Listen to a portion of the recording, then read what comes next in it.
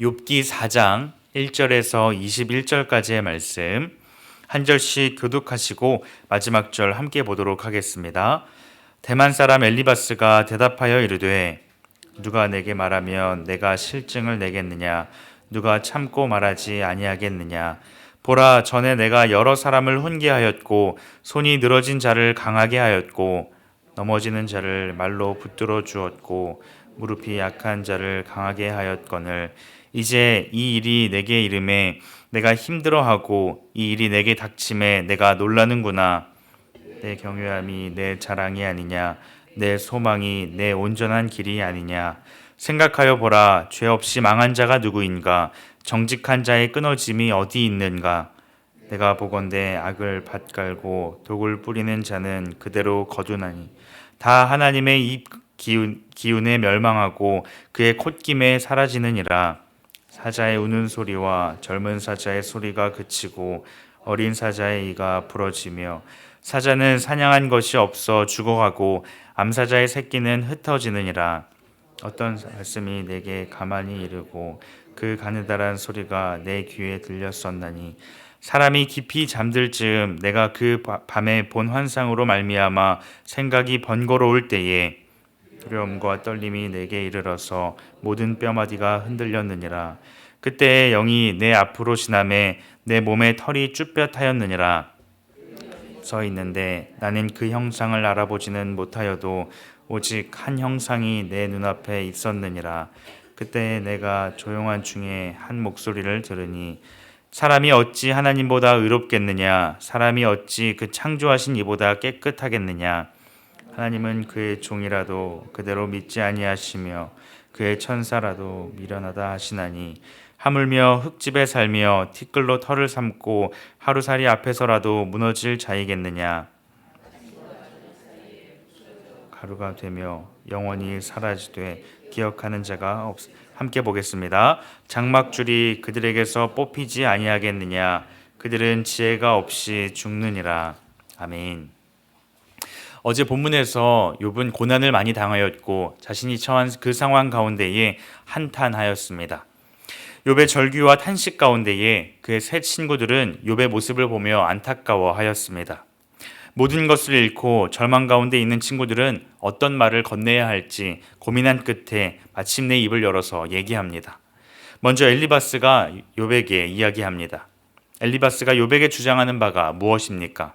바로 인과응보의 원칙입니다. 욥이 지금 고난을 당하는 것이 욥 자체에 문제가 있다라는 것입니다. 그러면서 욥의 모습을 꾸짖고 있습니다. 3절과 4절 말씀에 보면 보라, 전에 내가 여러 사람을 훈계하였고 손이 늘어진 자를 강하게 하였고 넘어지는 자를 말로 붙들어 주었고 무릎이 약한 자를 강하게 하였거늘 이라고 말씀하고 있습니다. 엘리바스가 보았던 욥의 모습은 어떤 모습이었습니까? 한때 낙심과 절망 가운데 살아가는 그 사람들에게 찾아가 위로하고 지혜를 건네주는 사람이었습니다. 하지만 지금은 어떻습니까? 상황이 바뀌어서 욥에게 어려움이 찾아왔고 욥은 그 어려움을 잘 받아들이지 못하고 있다라는 것입니다. 이러한 고난은 지혜가 없는 자, 즉 하나님의 뜻에 따라 살아가지 않는 악인에게 임하는 그 고통과 고난이라고 말하고 있습니다. 결국 엘리바스가 주장하는 바가 무엇입니까? 욥이 슬프고 힘든 건 알겠고 또 너무 안타까운 일이지만 이 모든 고난이라고 하는 결과가 욥의 죄로부터 시작했다라는 것입니다. 잘못이 없다면, 아무런 문제가 없다면, 하나님 앞에서 당당하다면 이러한 큰 심판의 벌을 당하지 않을 것이다 라고 얘기하는 것입니다. 7절 말씀에 생각하여 보라, 죄 없이 망한 자가 누구인가? 정직한 자의 끊어짐이 어디 있는가? 라고 말씀하고 있습니다. 또 8절에서도 내가 보건대 악을 밭갈고 독을 뿌리는 자는 그대로 거두나니 라고 말씀합니다. 엘리바스가 말하는 이 하나님의 원칙은 뿌린 대로 거두는, 즉 사람이 고난을 당하는 이유는 각자의 죄의 결과라는 것입니다. 욥 또한 자신의 죄로 인하여서 고난을 당하고 있다라는 것을 얘기합니다. 엘리바스는 하나님께서 사람의 잘못을 심판하시고 또 착한 행동에 대해서는 칭찬하시는 권선징악의 하나님을 굳게 믿었습니다. 그래서 욥에게도 이러한 주장을 계속 얘기하고 있는 것이죠. 그러나 우리가 주의해서 살펴보아야 할 것이 무엇입니까? 엘리바스가 주장하는 이 인과응보의 원칙은 모든 사람과 또 모든 상황에 적용할 수 없다는 것입니다. 악인에게 징벌이 찾아온다라고 하는 이것과 고난이 찾아오는 모든 사람은 악인이다라고 하는 이 말은 같은 말이 될 수 없습니다. 하나님께서는 때로 그 사람을 훈련시키시고 또 연단시키시고자 또한 믿음을 굳건하게 하시고자 고난을 허락하기도 하십니다. 그렇기 때문에 고난당하는 모든 사람이 자신의 죄의 결과로서 고난당하고 있다라고 얘기할 수는 없습니다. 또한 둘째로 엘리바스는 하나님의 계획을 온전히 알지 못하였습니다.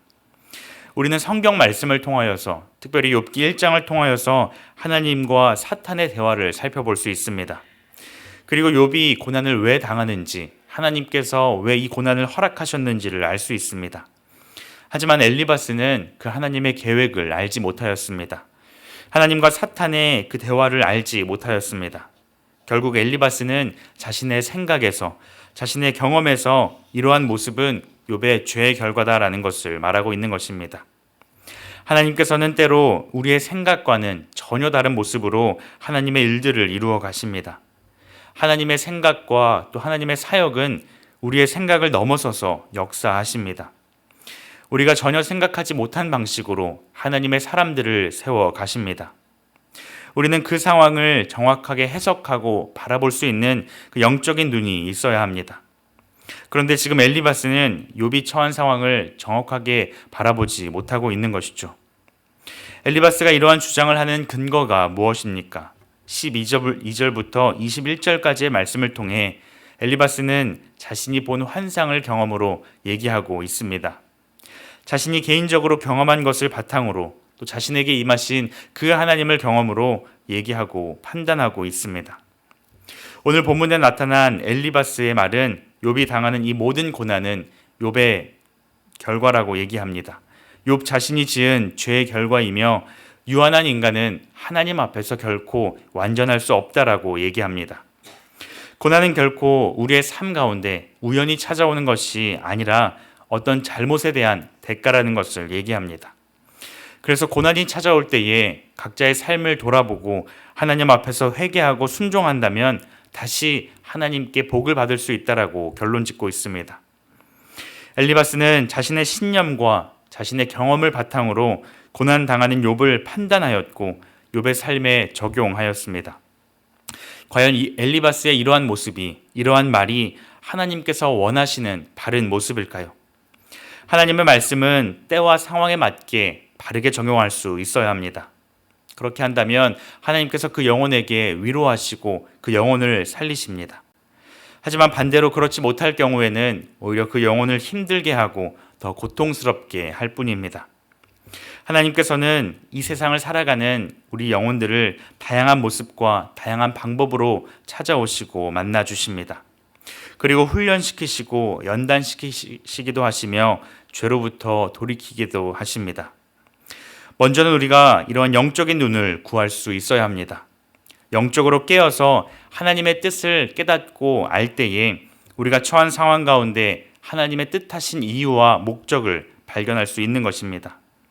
그런데 우리는 때로 우리의 생각과 판단으로 다른 사람을 바라보고 그 사람에게 임한 그 고난을 판단하고 정죄할 때가 있습니다.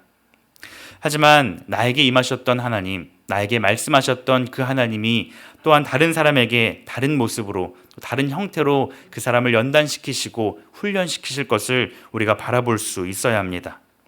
우리는 그저 나에게 임하신 하나님, 그 하나님 앞에서 겸손하게 나아갈 수 있어야 합니다. 고난당하는 성도가 있습니까? 그 성도들의 아픔과 슬픔 가운데 우리는 함께 아파하고 그들과 함께 할 수 있어야 합니다. 하나님께서는 그런 겸손한 우리의 모습을 기쁘게 받으십니다. 나에게 임하신 하나님께서 또 다른 모습으로 그들 가운데 함께 하실 줄 믿고 바라보면서 겸손하게 오늘 하루도 살아가는 우리 모두가 되기를 주님의 이름으로 축복합니다. 기도하시겠습니다. 자비로우신 하나님 아버지, 우리의 삶 가운데 역사하시고 우리를 만나주시고 인도하여 주시니 감사합니다. 우리의 인간적인 생각으로 하나님의 뜻을 판단하지 않게 하여 주시옵소서. 하나님께서 다양한 모습으로 또 하나님의 뜻으로 다른 사람을 만나시고 그 삶 가운데 역사하실 줄 믿습니다. 고난 가운데 있는 성도들이 있다면 우리가 함께 아파하게 하시고 겸손하게 그들을 위하여 기도하는 우리 모두가 되게 하여 주시옵소서. 감사드리며 예수님의 이름으로 기도드립니다. 아멘. 이 시간 말씀을 기억하며 함께 기도하기를 원합니다. 나에게 임하셔서 만나주시는 그 하나님을 우리가 오늘 하루의 삶 가운데에서도 경험하게 하여 주시옵소서.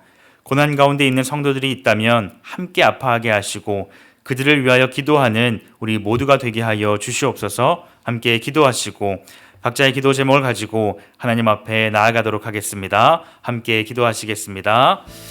하나님 아버지